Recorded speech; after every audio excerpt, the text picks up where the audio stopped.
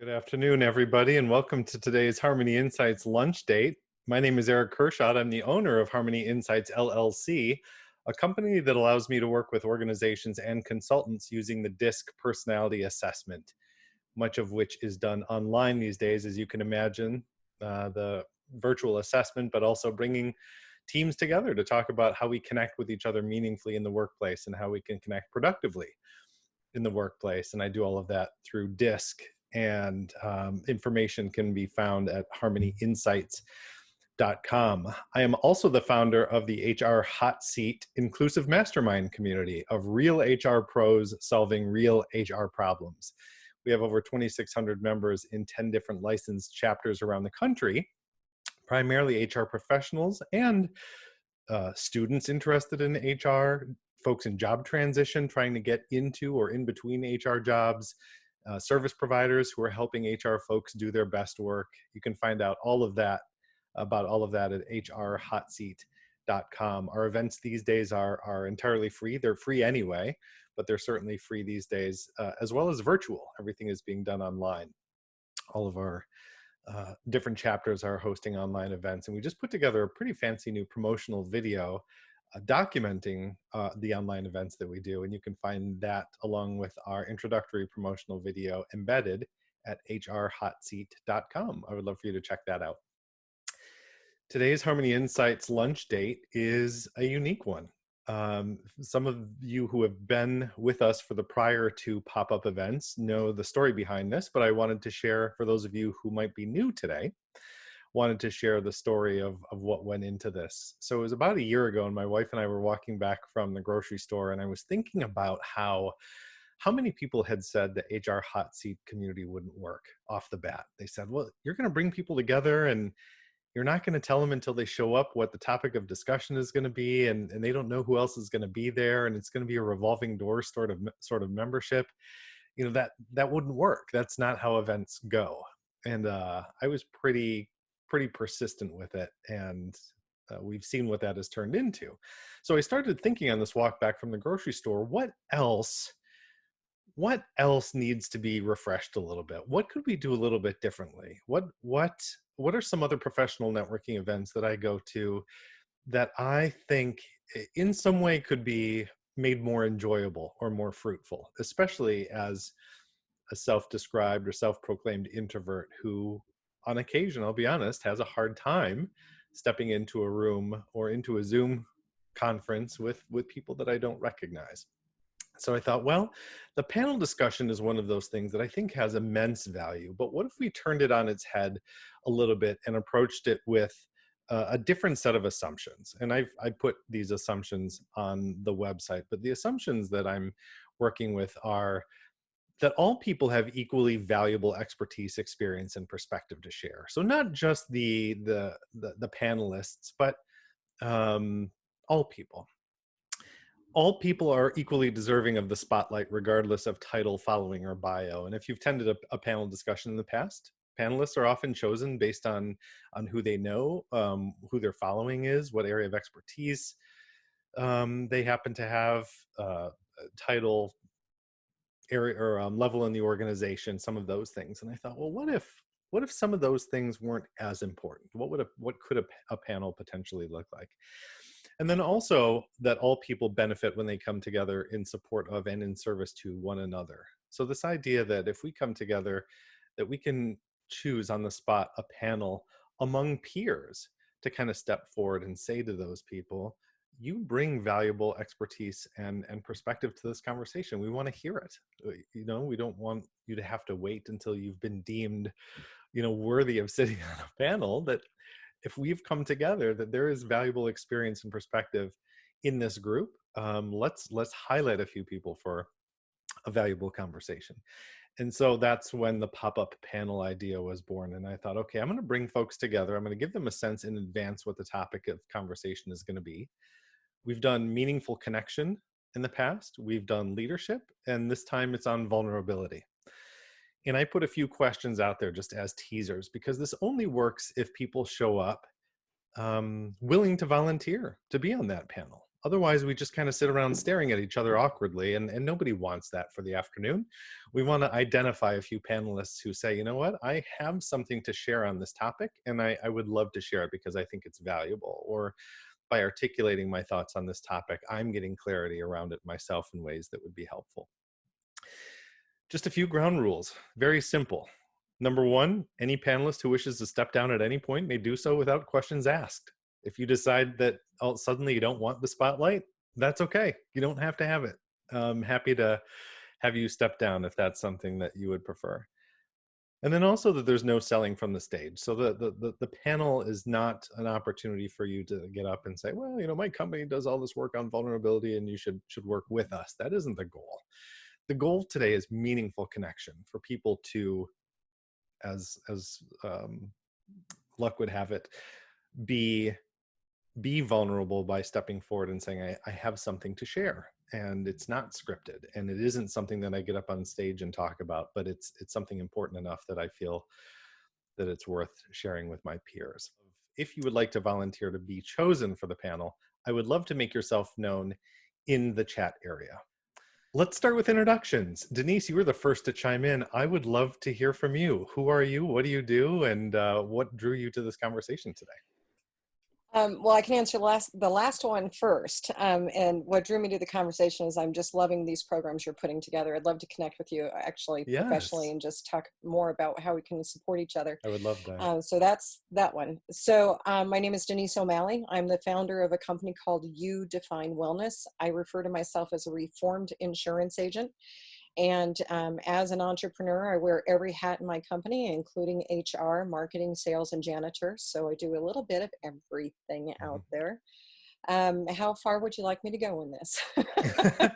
That's a great introduction. I think that's absolutely fine. And I have to say, I love how the tint in your glasses matches the color in the pillows that you have in the background, which I'm assuming, is that a virtual background? It's a virtual background because you don't want to see the construction that I'm sitting in the middle of.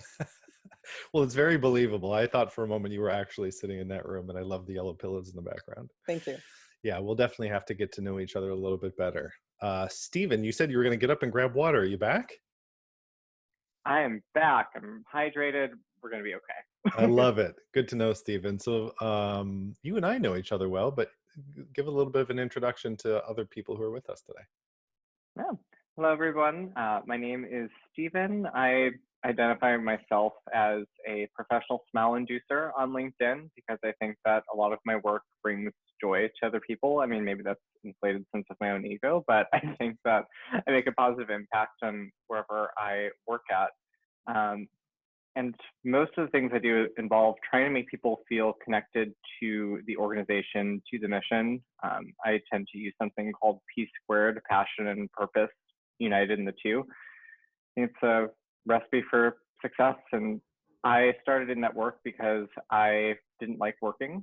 When I was younger, I didn't want to go to a job, even though I had a really cool line of work. I used to sell swords for a living. But you did just say swords, right? I did. I sold swords. I sold knives. I can flip a butterfly knife. I've got some weird skill sets that I don't really use in my HR profession anymore. But I realized I didn't like going to work. I was like, I just want money for free, or I want to ride roller coasters all day. And I started just reading more into how to motivate yourself, how to feel energized. And I realized that the way for me to do that was to find ways to connect with the organization, to connect in with the purpose, and to find ways to make these menial tasks show how they're going to impact the larger picture. So I got started in nonprofit healthcare. I switched to InsurTech, and the rest is history. Well, for now. Still building a history. Good. Thank you, Steven. I appreciate it. And I like how your background has changed since last time I talked to you. Yes, I had to move because it's a little too dark for me to sit by the window today. So I'm sitting underneath that light instead. Hey, it works. I love it. Randall, welcome. Thank you for agreeing to volunteer to be on the panel today. What is your introduction for folks? So my name is Randall Williams. I am currently in transition, but a long experienced HR business partner. I've worked across a variety of industries, most recently in healthcare, but also in financial services. specialty retailing, even in the hard goods and retail distribution and catalog fulfillment. And as Eric mentioned, a long time now supporter of the Harmony Insights lunch dates. And so for a topic of vulnerability, of needing someone to be part of the pop-up panel, I felt like here's an opportunity to be completely vulnerable and live in the moment of what the topic is about for today. So here It's I your am. calling. I love that. And I really appreciate that too. I think that's so fitting.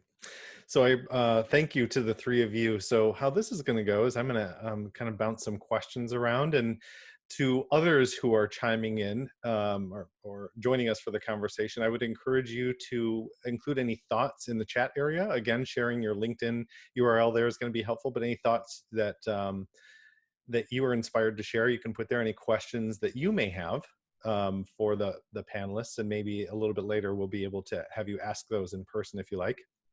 And then I have an idea of how to kind of turn the tables a little bit, something I've done in previous moderations, to have the audience a little bit more involved as well. So that'll come a little bit later. All right, my first question, and Denise, we will start with you since you were the first to chime in today. You know, I think as we talk about some of these words like meaningful connection and leadership and vulnerability, they mean different things to different people. Mhm. And I am somebody who I would say at times craves definition because that helps give structure to a conversation. But I think also that defining terms can be dangerous because they can be subjective terms. And if we begin with one person's definition, we might close our eyes to the fact that it could be defined in different ways. So all of that being said, what does vulnerability mean to you specifically? It means allowing yourself to be seen, to me, to put your opening yourself up to putting yourself out there in an authentic way, not and with that comes the fear of how will it be accepted, will other people be throwing barbs at you. It Right. is the most, at the most essence, the rawest part of my soul, at Yeah. least. Yeah, that authentic or genuine is another word that you hear quite Mhm. often as well, but it sounds like you're saying being willing to show up as you are and not Mhm. necessarily having to put on some Yeah, facade that you're anything other than who you truly are. absolutely. It's a my hands are clammy right now. I Right. mean, this is part of the vulnerability, is allowing everybody to opening myself up to see how far you're going to be able to go in as to what's going on here with me, and with the hope that it's accepted by everyone else. And if it's, Yeah. and but also having the strength inside to say, so what if it's not accepted by everyone else? This is who I am. If you don't accept it, so what? Yeah, right. Which sometimes is easier said than done, right? Yeah. Especially as we start talking about things that are so much of a part of our identity, so near and dear to Hmm. us in some ways. Gosh, I mean, off the top of my head, I'm thinking of so many examples of ways in which I showed up about something that I was really passionate about and was criticized in some way, and really had to struggle with what to do with that. And we'll get into some of those Yeah. specifics a little bit later. And I love that you use the word fear as well, and then talked about your hands being clammy. So this isn't just an emotional response, but a very physical one, almost like fight or Absolutely. flight. It's like, Yeah. uh-oh, Eric needs volunteers. I just showed up to be a fly on the wall. Like I didn't expect to have the spotlight. And then your body reacts to that, right? Hmm. Absolutely. And thank you for sharing that, because you could have kept that little tidbit to yourself, but at the same time, you sharing that, I think really it's all very fitting. So I appreciate that. Randall, let's jump over to you. How do you define vulnerability? What does it mean to you? So I obviously agree with what's already been said, but the key word, and it's already been put out there, but for me has been that authenticity. And so um, to use a corny phrase that uh, it's that showing up and being able to allow someone to see you for who you are, warts and all.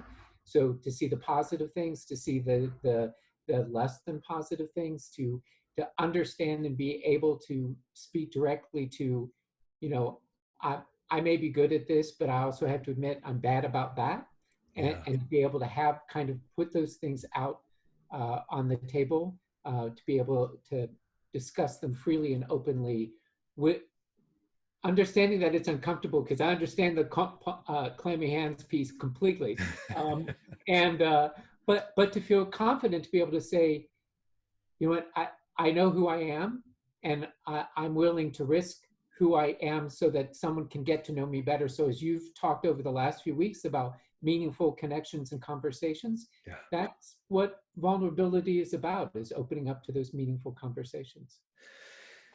You said a lot there that I love, and you talked about knowing yourself first. So it sounds like to you, Randall, that introspective piece becomes really important, because if you're going to show up and be genuine or be authentic, do you feel that requires you to, if you're being intentional about that, to come into it sort of armed in a sense with some sort of knowledge and self-awareness of who you are and what you think you do well and maybe what you don't do so well? Is that required for vulnerability, or can vulnerability, um, can one be vulnerable without necessarily being self-aware? I know we're getting philosophical early on here, but I'm interested in your thought on that. Yeah, we need the HR philosopher here, because actually, you know what, I think someone could come to a conversation and say that they're stepping into the conversation and that they're being vulnerable and stepping into that conversation, but not know themselves well enough to have a full authenticity. But that's just, one man's opinion. I'm just saying it might be a flawed vulnerability, Yeah. because someone may not have that complete knowledge. But Right. For myself, my goal is to, especially as we're going through transition, is having that additional time to work on things. It's about understanding who I am as an individual and as a HR professional, to be able to have then this type of conversation. Yeah, great. Thank you for that. I'm going to switch over to, I think, just personal opinion. I think you go and you sit in some panels and you hear a question being asked, and then you're in it for the long haul. You know it's going to be asked of every single person. And while I like to hear everybody chime in, I think that it can be a best practice at times to mix it up a little bit. And instead of having it be so predictable that the same question is going to be asked of every single panelist, mix it up a little bit. So that's part of what I want to do with this pop-up panel, is just to challenge that status quo a little bit. So with that disclaimer, Steven, I'm going to come to you. And instead of having you define, like I get the curveball. You do. Yeah, I'm going to keep you on your toes.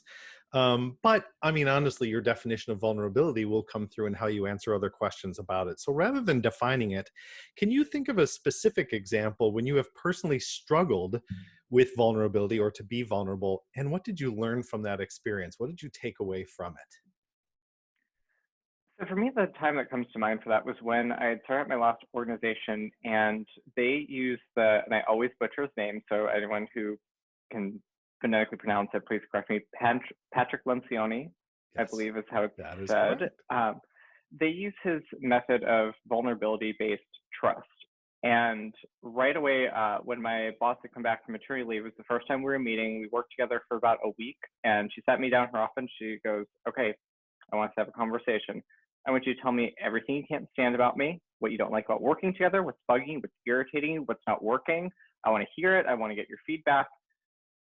I was not ready to tell my boss of 1 week, "I don't like when you do this. I don't like how you don't like fully trust me yet." I consider myself someone who is pretty vulnerable, and with my definition, I tend to bring in transparency, I think, is vulnerability, because it just showcases all the facets that you want someone or might not want them to see. Even your most positive pieces can be showcasing vulnerability, because when people understand what it is you do exceptionally well, there's a certain expectation of them knowing that you talk to big game, so you have to deliver that, and you kind of have to exceed expectations, I think, on it too.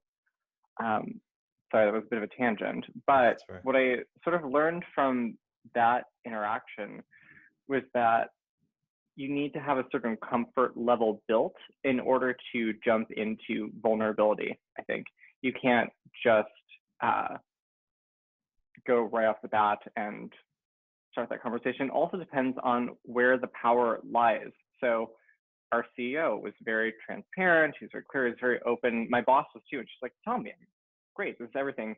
But to me, even though I don't really believe, that someone's up here, someone else is down here necessarily, there is a difference in organizational levels. And I think that someone who's maybe more entry level or mid, talking to someone senior or higher up, you have to have that trust built in with it in order to be vulnerable yourself and for them to also fully be vulnerable with you.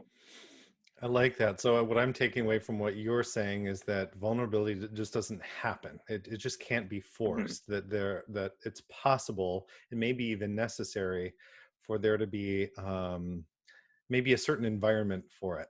That familiarity, I think, is one of the things that you mentioned. That you're familiar with the other person with whom you're trying to be vulnerable, but then the sense of trust that if I show you who I am, or I express my opinion to you, that you're gonna treat it with respect, that you're gonna be able to handle it well. And I think even the most well-meaning people struggle with that piece. I mean, even in personal Mm-hmm. relationships, I mean, you could be head over heels for your significant other, and just given your frame of mind or any sort of ignorance you bring to that relationship, you may not necessarily be positioned to take information well and be able to respond in a way that's going to be healthy and helpful. And so I think that this is this dance that we're always doing with, am I familiar enough with you? Do I trust you? Do you trust me? Can we have this relationship where I'm able to be vulnerable and you are as well? Is probably difficult in any relationship, let alone one where you've only known your boss, well, it is with your boss, and you've only known that Mm-hmm. person for a week. Yes. And it also depends on your past experiences with that as well. So when we think about, I think almost everyone on the call is probably an HR professional, how often employees don't come forward when they have an issue in the workplace. And I think a lot of that stems from, well, I said something before at a different organization, and maybe I was like, oh, or was viewed as lesser, or wasn't taken seriously, and then I was embarrassed. That all plays into how vulnerable you can kind of be, like right off the bat too, Yeah, and with your that power dynamic. own previous history. Yeah. And it sounds like communication styles might be working themselves in as well. It's possible that your supervisor was a very direct and decisive communication style and just asking you to lay it out. And if you're not that communication style, that is a difference in language right off the bat that may be make it more difficult. So thank you for sharing that. I really appreciate that, Steven. Denise, I'm going to come to you now and ask you that same question. Is there a particular instance where you can recall struggling with being vulnerable, and what did you learn from that? Yeah, there is, but I have to say, Stephen, I wanted to slap that manager. That was not fair of him to do that to you after a week of being at the company. Um, yeah, there is a particular instance. Opposite from where Stephen is, I am the leader in our company and in the world that I've created. And I decided to allow myself to be vulnerable and be open and honest with the people who are in my network and my world, and come Can out. Go ahead. can I interest you? Can I interrupt you just long enough to say I love that you use the word allowed yourself, because Oh, there's at times sort yeah. of a permission that's not, I don't want to say required or even necessary, but beneficial, where you step out of your own way and say, Hmm. this is something that's okay. I need to allow myself this, rather than wait Yeah. for permission from somebody else. Thank you. And in this case, I needed to allow it. So it was a very big. For me, it was really big. For everyone else, I don't know if it was so big, is that I came out to my world and let them know. I just was honest about the fact that I had, as I call it, I exceeded my lifetime allotment of alcohol about 8 years ago.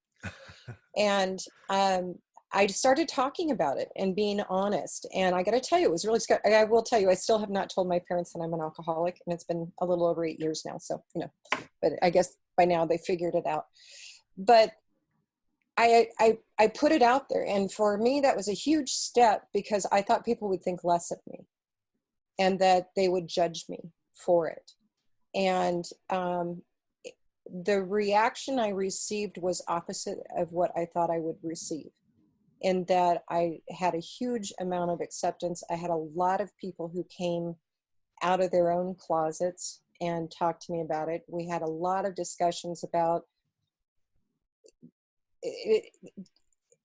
it's not, when every wellness event out there is also saying, hey, come have a drink with us. It's kind of a weird, it brought up a lot of conversations in the industry that needed to be said. And, it's been about 4 years that I've been public about it, and I'm not afraid to talk about it now. Although even the clammy hands would say that I am. And I have to tell you, one of the things that was just the most amazing to me happened about 2 weeks ago. And I came out a number of years ago. I was interviewed on a podcast about this a little over a year ago. And a couple of weeks ago, someone in my world sent me a card in the mail and said, I just wanted to tell you how much I appreciated you being public in that podcast. And that was done a year ago. A year later, I'm getting this. It's helped me face my own alcoholism. And you've given me the courage and the strength to move forward again. Thank you. Please keep talking about this. So, I have faced it. It was a huge, huge thing to decide that I was going to talk about it. And then it was getting past that invisible hurdle that was in my brain of what would happen. Once I got past it, it was like it was smooth sailing. Yeah. And people did accept me. And there are some who they know not to invite me to events, and so they want to purposely exclude me because they think that I will be judgmental of them, of it. It's my story. It's not their story. Everybody's got their own story. And you either accept me or you don't.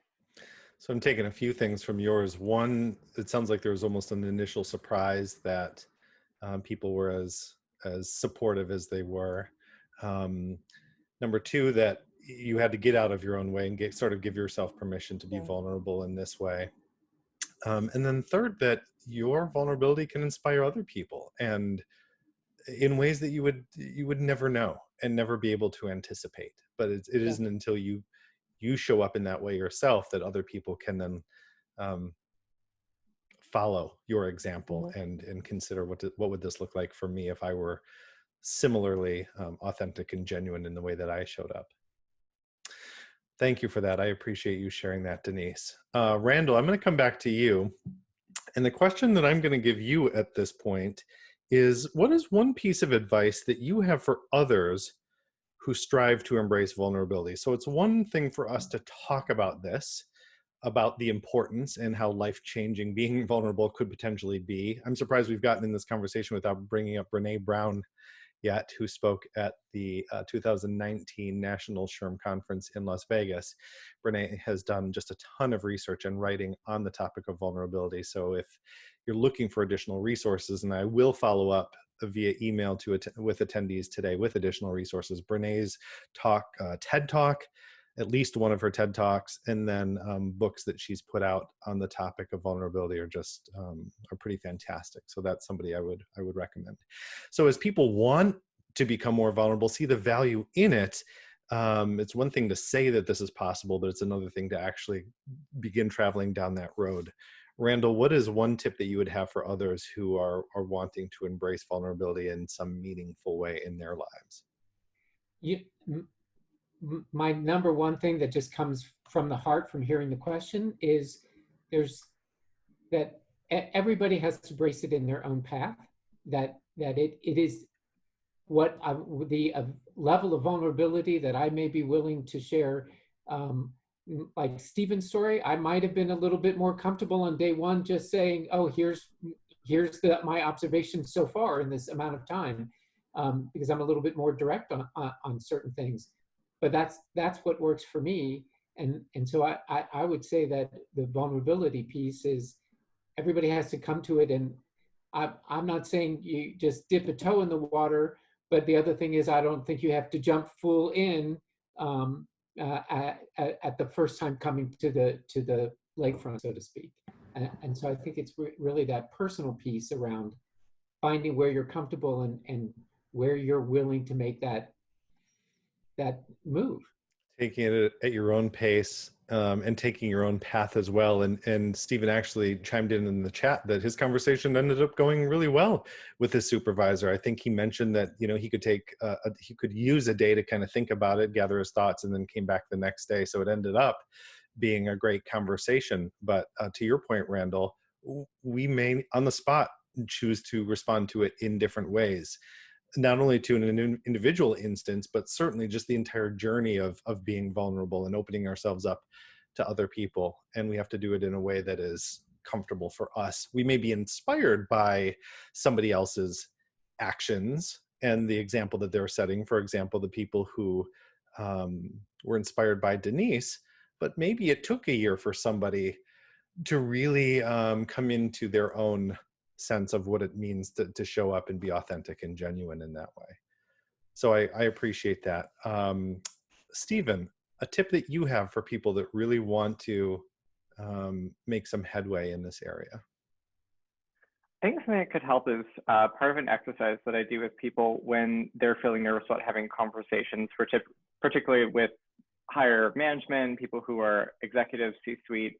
And I challenge them to think, what is the worst thing that can happen? And we break it down. So I mean, even me jumping into this panel. So I'm jumping into it with you, Erich, and Denise and Randall. Okay, what's the worst thing that could happen? Why would I answer this? All right, is Erich going to punch me in the face if I answer a question wrong? Probably not. Something, and challenging it. Like, safe bet. What's the worst thing that could happen? I think it's probably the worst thing Erich could do is punch me, because it'd be painful, and I like my face. I don't want it messed up. That's probably not going to happen.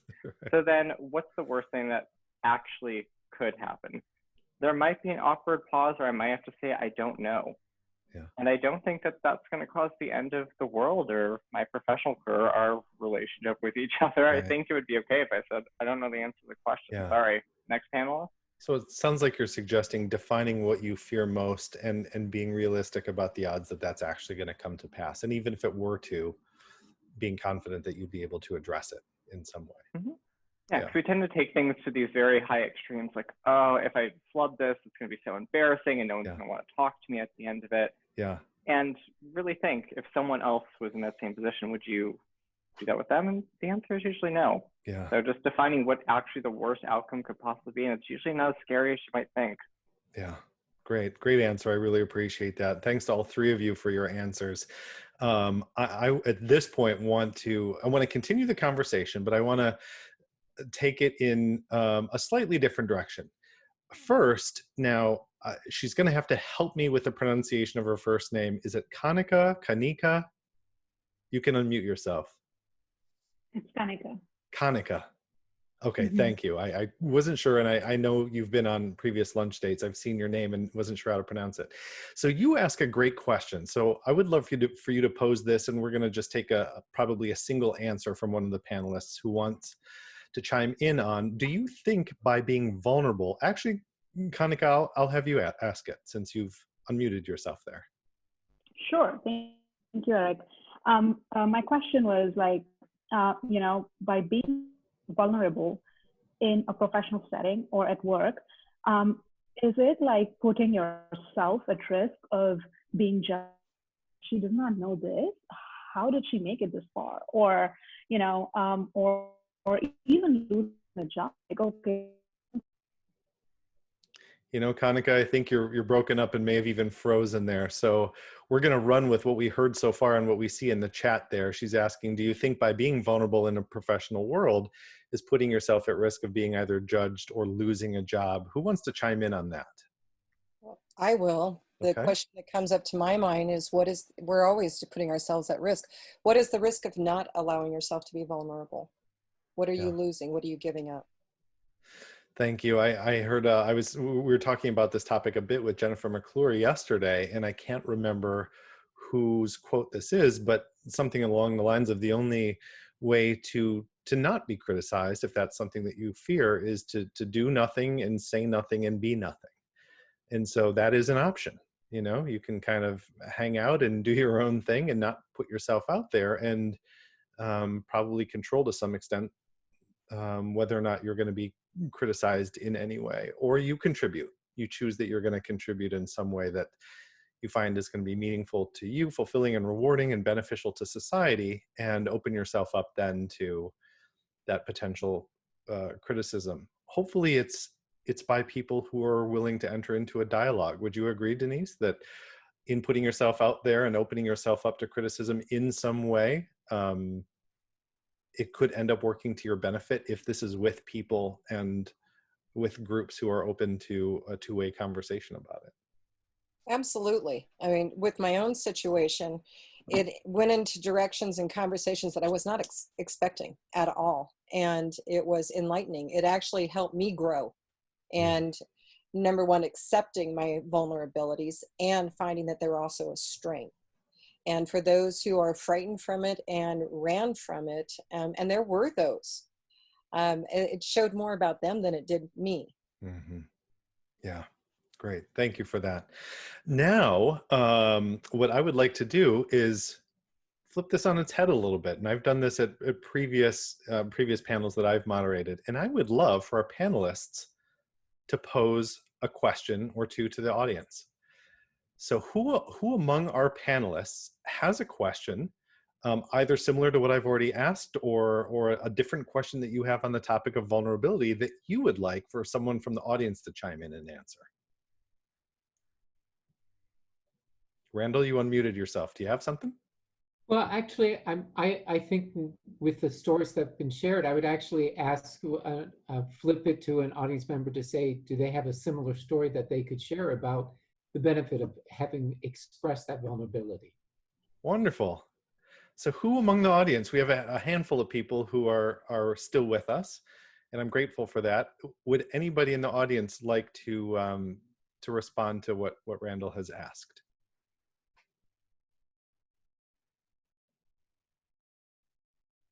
And it is just a few people, so. Okay, it's always one of those couple quiet minutes before someone answers. Right. Does anybody want to chime in with an example or just the importance that they see in their own lives with having been vulnerable at some point? And that's okay if nobody is interested. You know what? We'll take that silence as a sign that people are here to participate in the conversation, but more in a passive way as an audience member. And I can certainly appreciate that. I have an observation real quick. Please, yes, Denise. Isn't it interesting that the conversation of vulnerability frightens people from coming to the conversation of vulnerability? This is not a reflection on anybody who chose not to speak up and share their own story, but it does make people uncomfortable to have this conversation as to, it makes them vulnerable to having it. And yet I think it's a really important topic for us to be talking about out there. When I first programmed it, I thought about that. I thought, is this the topic that we want to include for our third pop-up panel? And I just decided to go with it, just simply to see who would show up, what stories would be shared, how comfortable people would feel talking about it. And you never know. I think I was going out on a limb a bit, but I'm really happy with how this has turned out. And I have to thank our three panelists today, Denise, Steven, and Randall, for volunteering to be in the spotlight like this, to be vulnerable themselves, and to really share some stories that are so close to you and really open up in the way that you have. I'm so appreciative of that. So thanks to the three of you for being the three panelists of our third pop-up panel. I applaud all three of you. And thank you also to the rest of you who joined us for this conversation. I want to let you get about your afternoon and certainly your weekend. If you enjoyed this conversation, I only have a couple that are still on the calendar in terms of lunch dates. I think there's going to be some quiet time as we get into July, as my own priorities shift a little bit. And I've promised being able to release recordings of these lunch dates, and I haven't been able to do that yet, in large part because I've been so focused on getting guests, making sure these happen, and some of the follow-up that I do. So I would really like to be able to take some time to focus on making the recordings available to people who have attended in the past, and there are quite a few of you out there. So if you'd like to attend a couple that remain on the calendar, one next week is going to be with a woman who lives in Johannesburg, South Africa. She's going to be speaking on the Pan-African view of what's going on now in the world of diversity, equity, and inclusion through her lens as somebody who is very close to a history of apartheid where she lives. And I'm really looking forward to that conversation. I believe that's going to be on Tuesday of next week. And then the end of July, so a month from now, I have scheduled a conversation with a guy from Melbourne, Australia, as a matter of fact, who is owns a company called Plamio, and we're going to be talking about why icebreakers just don't work, why people avoid them, and why people cringe when they hear there's going to be an icebreaker in an event that they are attending, and how they can be valuable, but if done right. So how can we fix icebreakers so that we are still breaking the ice at our events, but doing so in a way that's going to be actually fruitful and enjoyable for people? So I love that. And it certainly comes back to this theme of meaningful connection that I think keeps popping up, funny enough, in our lunch dates. The fact that you are all here for this really means the world to me. That I would have panelists step forward to be vulnerable in the way that you have today is really inspiring to me. And I hope for the rest of you, it does inspire you to go about your afternoon, your weekend, and certainly the weeks to come doing your best work, whatever that looks like for you. So stay healthy, stay encouraged. I will follow up with you via email, and I hope to see you at a future Harmony Insights lunch date. Talk to you soon, everybody.